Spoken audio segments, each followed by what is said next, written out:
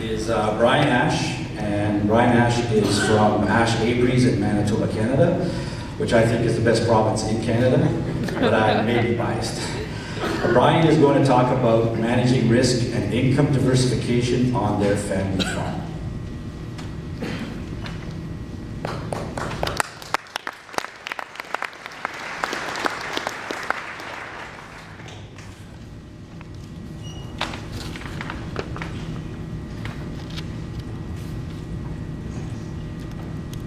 Thanks, Real.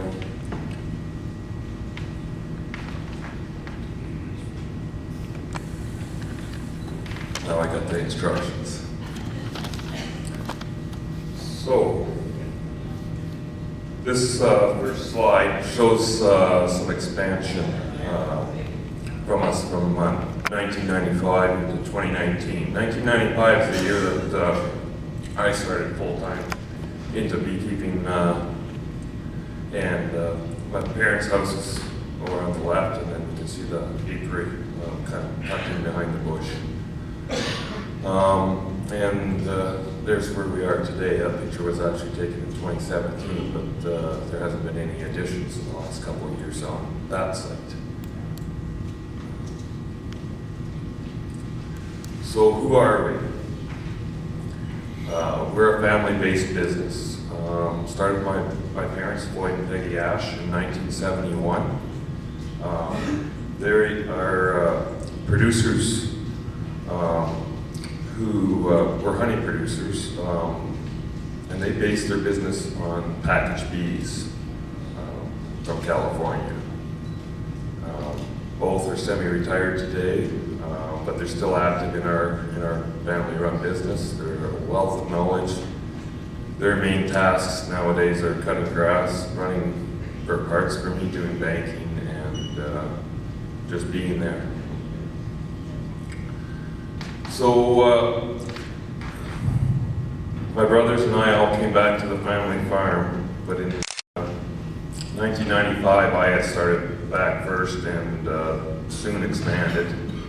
And I needed more help, so I had asked my two brothers to come back with their existing employment and help out. And I'll go through some of the, I guess, duties or jobs of each of us. So my oldest brother is Brent. He's in charge of the food safety and extraction. He's got a degree, a Bachelor of Science in Agriculture, and he's majored in economics. His responsibilities are managing and maintaining the honey extraction plant. He trains all the extraction workers. He looks after CFIA inspections, our SQF audits. He's our HACCP coordinator. Prepares all our food safety certificates, forklift training to all employees. He looks after the shipping and receiving department. We got a lot of tasks, each of us. He monitors our indoor winter bee storage facilities. They're all Wi-Fi, internet, and at the tip of his phone he can see what's going on. He looks after all the temporary foreign worker housing, all the inspections, and he also, his new task is the production of a honey beverage that we've got going on. And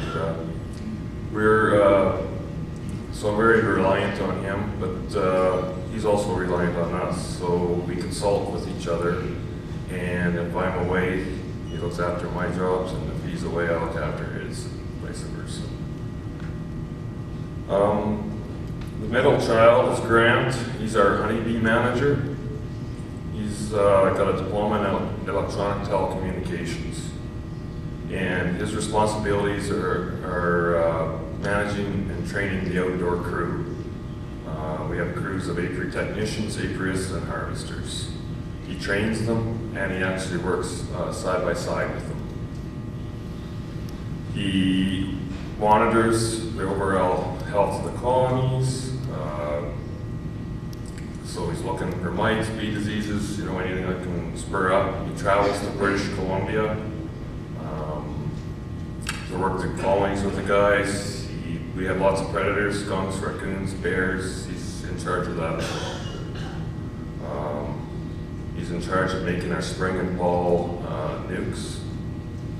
He's in charge of honey flow, for blowing the honey, bringing it into the plant so Bryan can look after it from there onwards.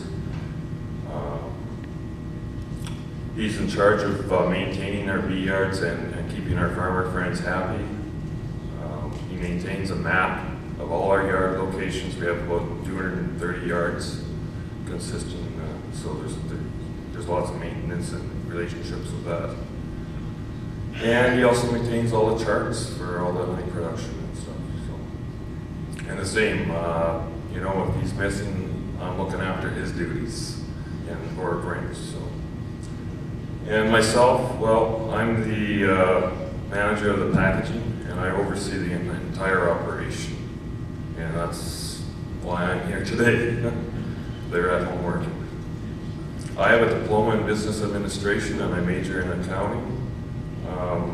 Like I said, my responsibilities include accounting for the family farm, the sales, the exports of raw and packaged honey, and also our new product, honey fruit-based energy drink.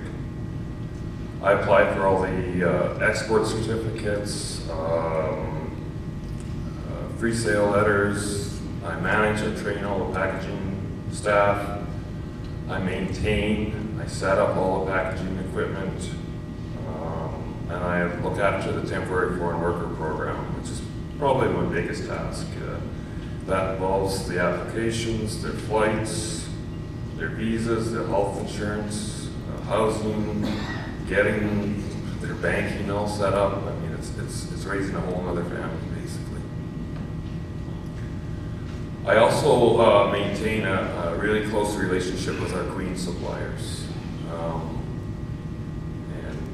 I do all the purchasing of the queens, the extracting, bee equipment, packaging supplies.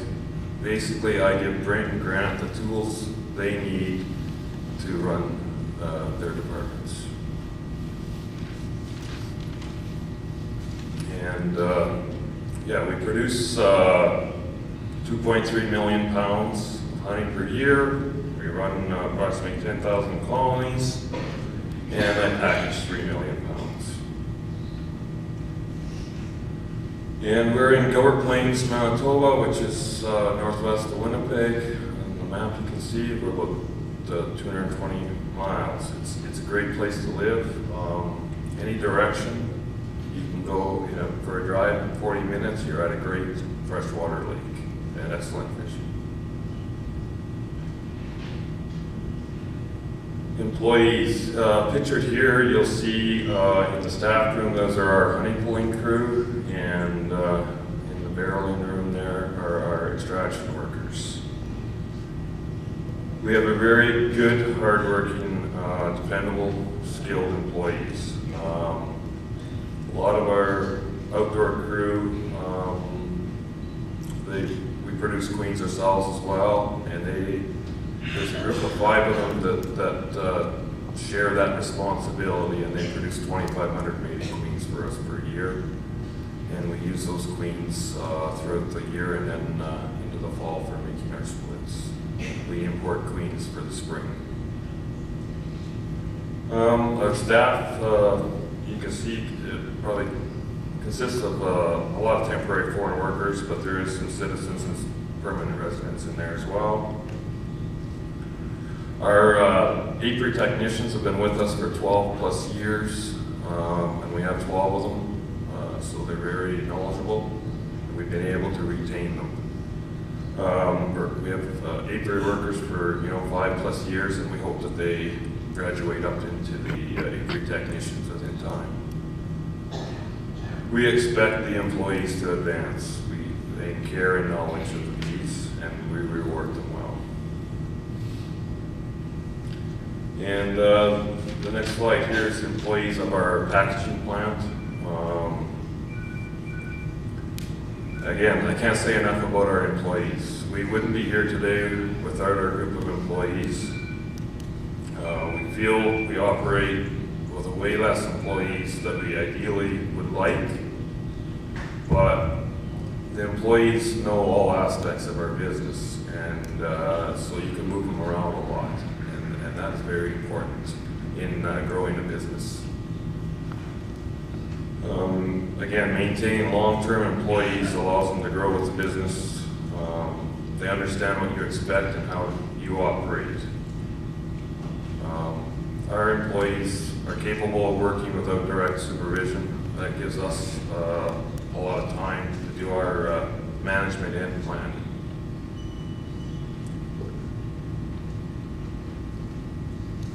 So I talk is a lot on managing risks, and I'll let you know the background, a little bit of history about us. So we,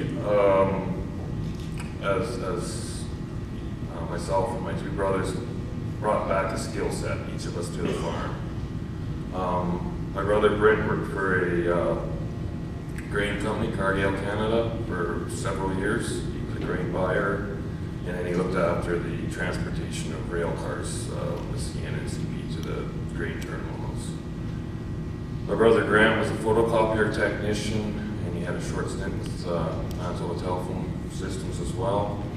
And myself, I worked in the field of computers. I was a bookkeeper accountant for a computer firm. So I got good experience there with ordering supplies. So we try to limit our risks in wintering. So we winter a third of our highs outdoor, a third indoor, and a third in British Columbia. So when we look for outdoor wintering yards, we try to find well-sheltered yards to the north and to the west, because that's the bad winds in our area. We always want a good sun exposure to the south. Look after the predators. The skunks, the raccoons can cause a lot of damage, and as you've seen in Jerry's slide, bears as well. We have a lot of bears in our area, and virtually all our yards are fenced as well. Another important task is proper wraps. Can't say enough, good insulated wraps. And we winter double ponds outside to maintain large clusters. Indoor wintering. We're fairly new at indoor wintering. My dad tried it back in probably 77, 78. He had a disaster, and he always leered us against it, but times change, and we give it a good go. About 3-4 years ago, we built our first indoor wintering building, and we have a second one being built right now. It should be done in about 2 weeks. So with indoor wintering, we look at maintaining and controlling the temperature, the light, the ventilation as being very important. You want to minimize all your disturbances. We keep a constant temperature of 4 degrees Celsius. With our building, it won't even move a half a degree up or down. And we feel that when you maintain that temperature, you're lengthening the life expectancy of your bee. We have refrigeration. You can see in the bottom left picture, I guess. And that helps maintain the temperatures. There's a backup generator as well in case we have power outages, and it does happen in an area, not a lot, but we get some frost on hydro lines. So that's that as well. We typically move our colonies outdoors about the 20th of April. Some people say that's so late. We just see the benefit of keeping them inside longer to avoid the spring dwindle. What we've noticed is if you move them out early, the bees are doing unnecessary foraging. There's nothing out there for them, there's no pollen, there's nothing there. And you're decreasing the life expectancy of your bee. So by holding them in longer, and when you're putting them out, we don't see them dwindle. My dad was just amazed. It reminds him of shaking packages that we used to get from California. When you shook them in the brood boxes, they just went one way straight up. They just excel. And the other third get moved to British Columbia, believe it or not. Bring cash.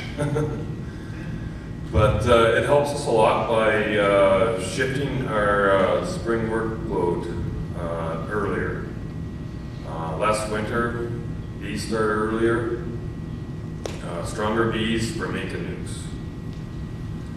We winter in British Columbia, see them wintered outside there in, that's a fairly old picture. That's probably the first year we moved out on the lap bottom.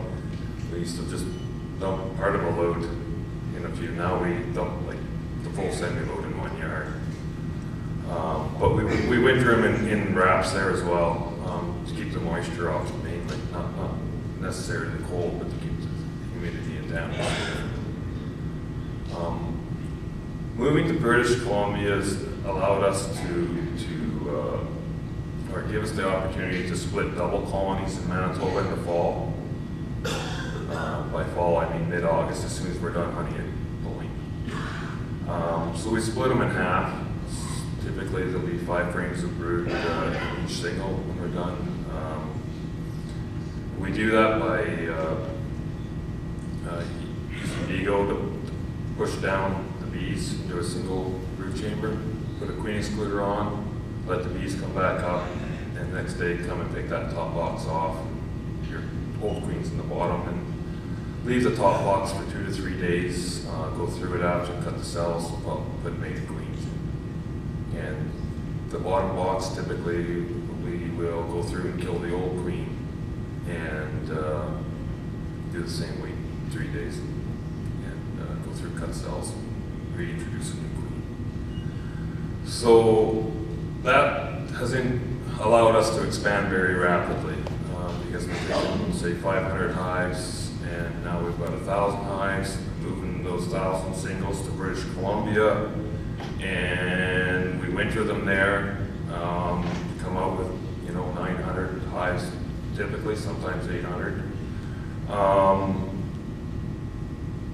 We go back out to British Columbia and super them with seconds, but we'll move them back to Manitoba and split them. So from 500 hives, all of a sudden we've got 1,500 hives. It's a lot of work, but it does work. BC has also given us the opportunity to do pollination with those hives. So most of those singles are put into pollination, and it allows us to, they build very rapidly, and thus they brood quite well. During the winter at home, we do, like every other beekeeper does, we're probably, building and repairing hive equipment. So managing spring risks,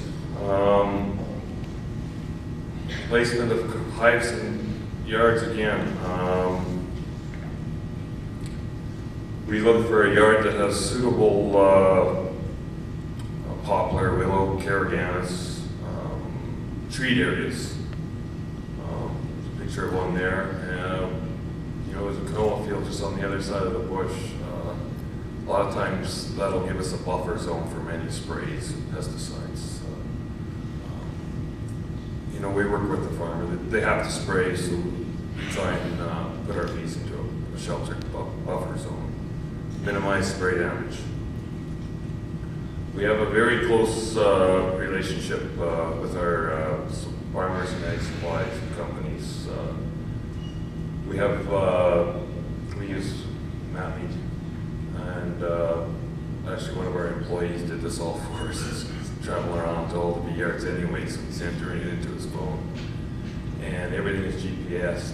And when there's a spray or a bug outbreak in our area and the farmers are having to spray, I have hand paper maps that I can hand to them, but I also have a version that'll work on your iPhone.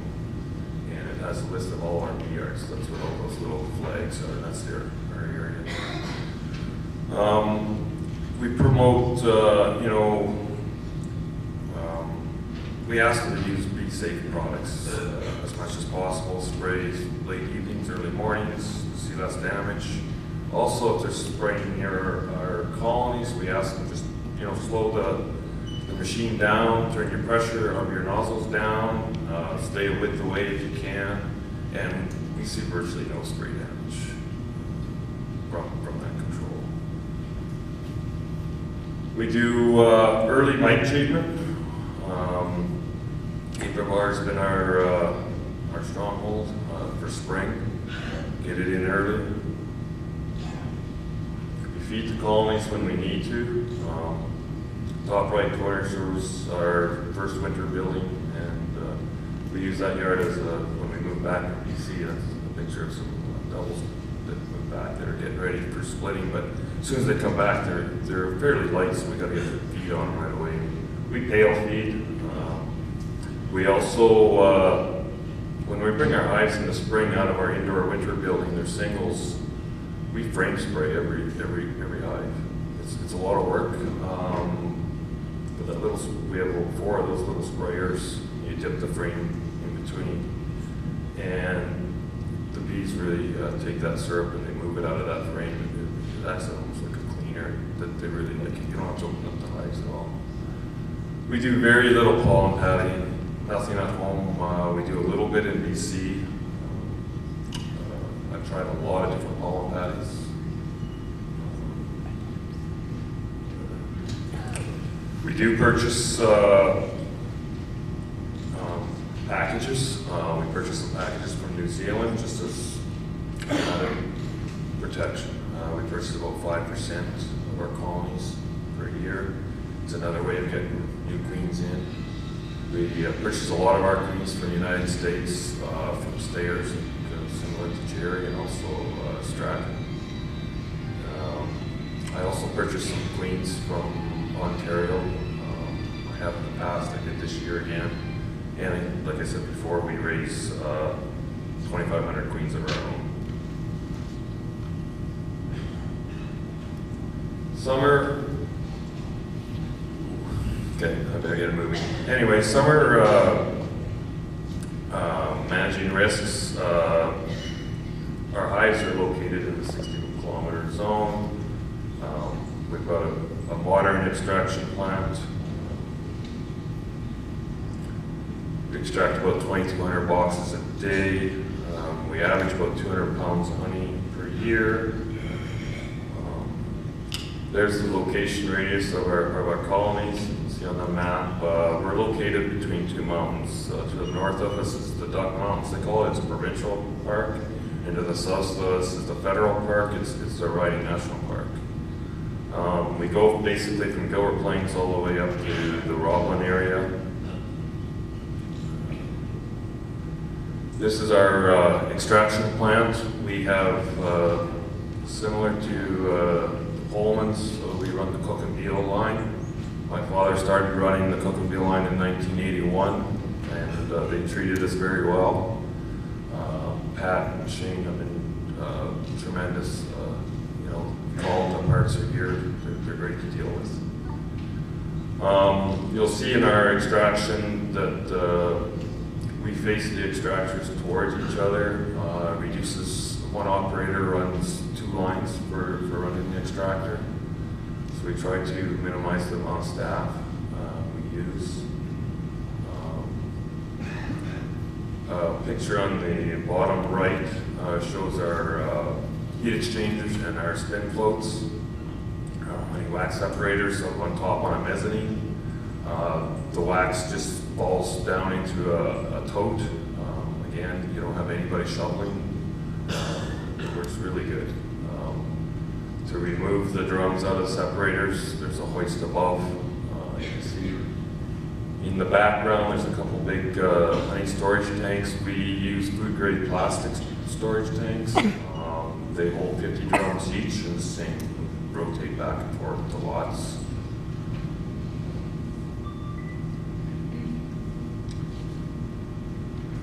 And you'll see our honey super shed. It's, to store our honey supers, we have a 180 foot by 80 shed, and that's all it houses is honey supers. And you can see the lineup of drums. Again, we use rollers. I think Jerry slice very similar.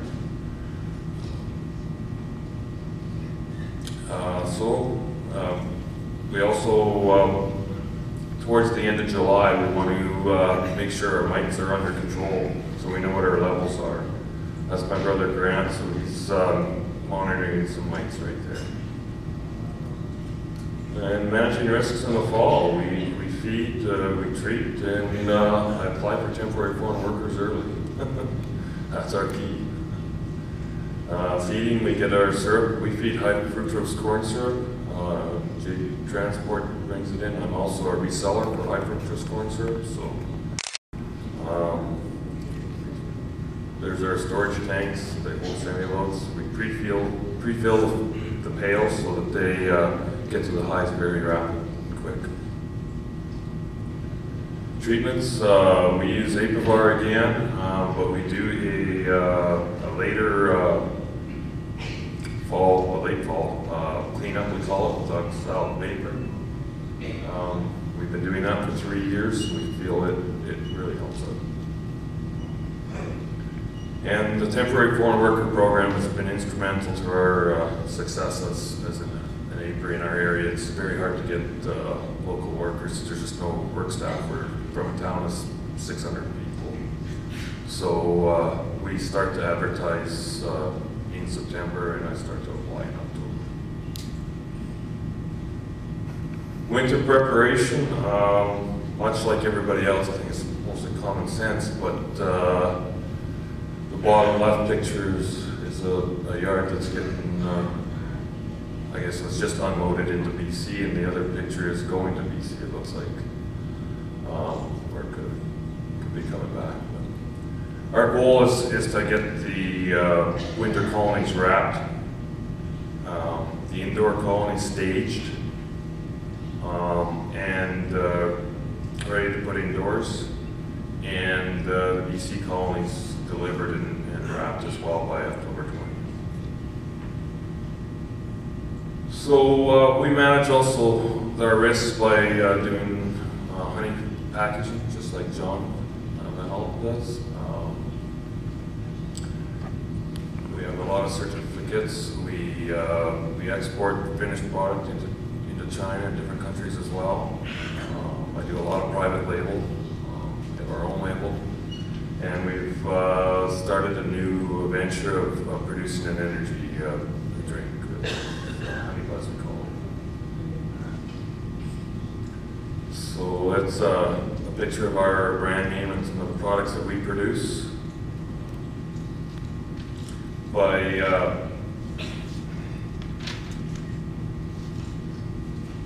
diversifying, it's helped us a lot because we don't see the lows, the pricing, but we never see the highs either. But we see a nice middle ground, so it's something that you can really create a business on. Helps a lot with cash flow as well. So a little video, of what I do with feeding. Anyways, off on the right is a labeler. But it'll actually, there are a lot of our Chinese blanks, they require a paper safety seal, so you see orientating in a certain direction with the safety seal. They'll be front and back. Our plant is very automated to try and reduce and make it as easy as possible on our employees so that they stay with us and enjoy work. This is a video of the plant. That's our filler, filling bottles with honey, going through a capper, automatic capsule. And depending whether we're doing liquid or cream, the next machine that just ran by, that was if we're doing cream, it'll put a safety seal on it. And it's going through a decoder and induction sealer there. The induction sealer was a good investment.